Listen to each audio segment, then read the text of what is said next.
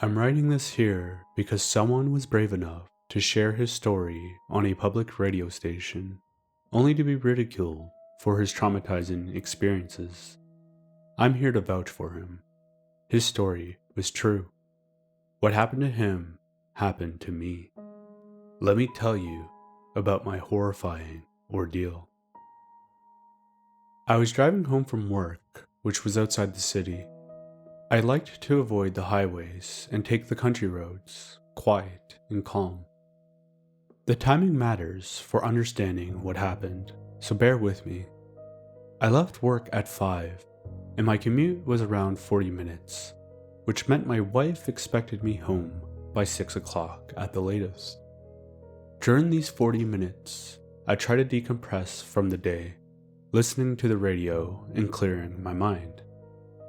I remember I passed the old abandoned mill, the sun setting low, and then these rows of lights appeared up ahead. I began to slow down, as lights usually meant a stopped truck, roadwork, or some kind of checkpoint. Feeling a little annoyed as I had a good way to go before I was home, I leaned closer to the windshield, trying to get a better look and gauge the delay. As I approached the lights, they got brighter, and I noticed there was no signs, no cones, and most of all, no people. Then the bright white lights started to change into what I would describe as shifting, frail colors.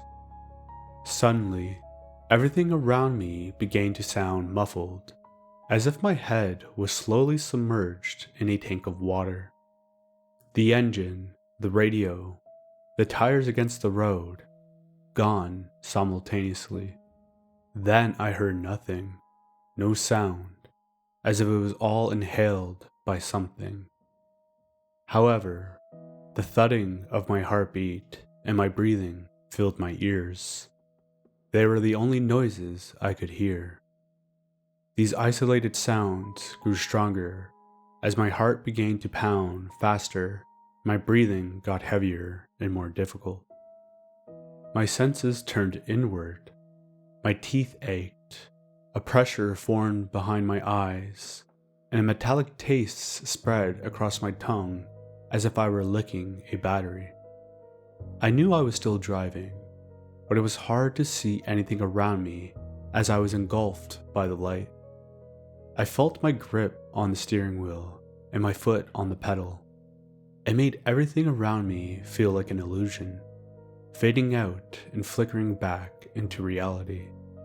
Suddenly, a black figure appeared in front of me. It wasn't black like the color. It was more like a three-dimensional cutout of space in front of me. Just emptiness. It was humanoid, but its height and proportions made me feel unsettled. Whenever I locked onto one of its features, it refused to settle, as if its form didn't want to make a decision. Then I stared at what appeared to be its eyes. They were the only part of this thing that gave anything back. Red, not glowing, but somehow looking back at me. I felt fear, but it wasn't the dominant emotion.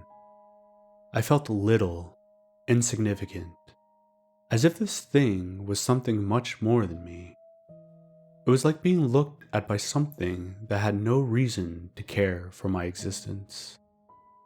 Almost like someone walking down the street, noticing an ant on the pavement. We don't think of its importance. We just keep walking, and our lives don't change in the slightest. What came off that figure wasn't just fear. It was something worse. The certainty that I didn't matter. All at once, the bright lights and the feeling all around me vanished, with those red eyes remaining, but only for an instant. Then pure darkness. I was conscious, but my mind was empty of all thought and sensation. Then I fluttered my eyes open, and the world around me returned to normal. I heard the noise of my engine and the static of the radio, and felt the steering wheel in my hands. I looked around me, and reality settled back into place. Everything was solid and real again. I blinked furiously, making sure it stayed the same, and nothing changed. I sat motionless, collecting my thoughts, as if pulling my consciousness back into my body. I then noticed that my headlights were illuminating the darkness around me. It was pitch dark outside. I looked at the car's clock and it said 8:13. 3 hours had passed and I don't know where the time went. I know I wasn't asleep. I didn't feel like I had just awakened. There was no usual grogginess or dream residue. It didn't feel like a blackout either. It felt like only a moment ago I was driving and saw that figure. And suddenly, I was there, 3 hours later. I wanted to puke. That was when I noticed an unfamiliar sensation in my mouth. I was missing a tooth. I flipped the sun visor mirror down and looked at the back of my mouth, and sure enough, my back molar was gone. I was scared and bewildered. I didn't feel any pain from it. Panic began to consume me as I frantically looked left and right, trying to see anyone or anything around me, but there was nothing. Then it hit me. I had no idea where I was. I was on a road in the middle of farmland, but I couldn't place it. Nothing looked familiar as it was hard to see. I looked down at my gas gauge and it had dropped noticeably, meaning my car had been idling the entire time, as I had just filled my tank the prior day. I threw the car into drive and floored it, turning down random roads, trying to find something I recognized. I finally reached a gas station. Feeling paranoid as I filled my car with gas, I went inside, checking over my shoulder repeatedly, and asked for directions. Luckily, I was only a mile away from the abandoned mill. I hurried back to the car, drove to the mill, and headed home. I parked my car in the driveway and sat in it for a while to collect my thoughts, trying to grasp reality once more. As my mind wandered, I looked up and saw my wife peering through the window. She didn't look happy. I went into the house, and she was clearly waiting for an explanation for my tardiness. I tried my best to describe what had happened to me, but even I have to admit, I sounded out of my mind. She looked at me with disgust, like I'd embarrassed her, as she thought I was lying to her and making up poor excuses. In fact, she accused me of being on something that made me delirious. She didn't speak to me for the rest of the night. I decided to take a shower and go to bed. As I was trying to enjoy the hot water on what now seemed to be my fragile body, I felt pain on my upper back. As the water droplets touched it, a stinging sensation shot down my spine. I stepped out of the shower and turned my back to the mirror. I saw a clean divot of missing flesh between my shoulder blades. It was circular with 4 pinholes around the edges, as small as a needle prick. But the wound had already healed over smooth. I couldn't reach it to feel it. Then I noticed the pain was gone, as if it only responded to the water. Out of the shower, I felt nothing at all. A missing tooth, a mark on my back, 3 hours of missing time, and a wife who believed I was hiding something. It was time for bed. As you can imagine, I didn't sleep well that night. In fact, I was terrified to sleep. Every time I closed my eyes, The darkness reminded me too much of that emptiness. I was eager for the night to be over so I can go to work and keep my mind busy. That morning drive, I didn't take the usual route. I avoided those roads and took the highway. I turned on the radio and tried not to think about the previous day. But something unimaginable happened.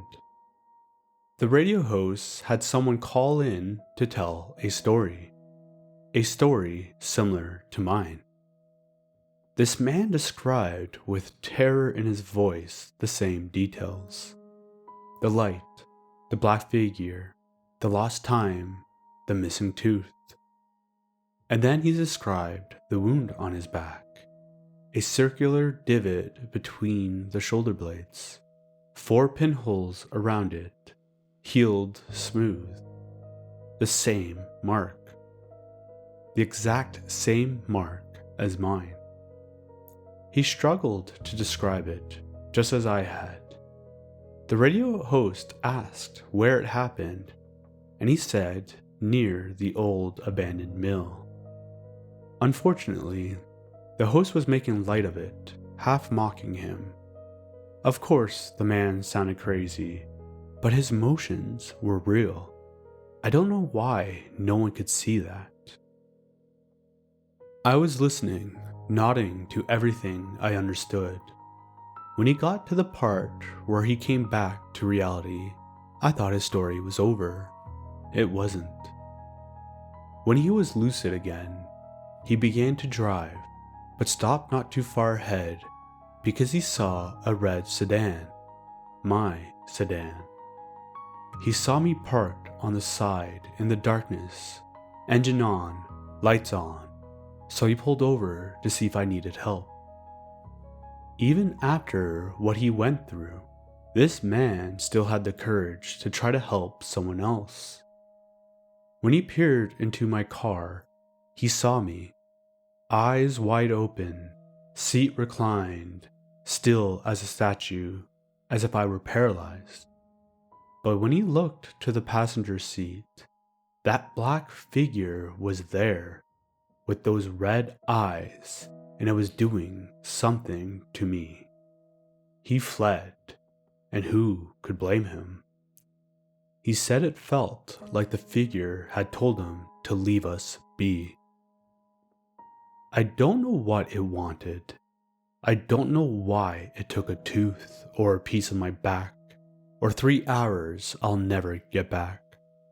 I just know I'm not the only one.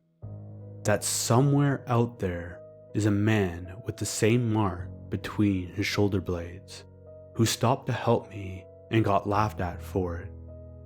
If you're reading this and you have it too, the circle, the 4 marks, then you know I'm telling the truth, and you know we're not crazy.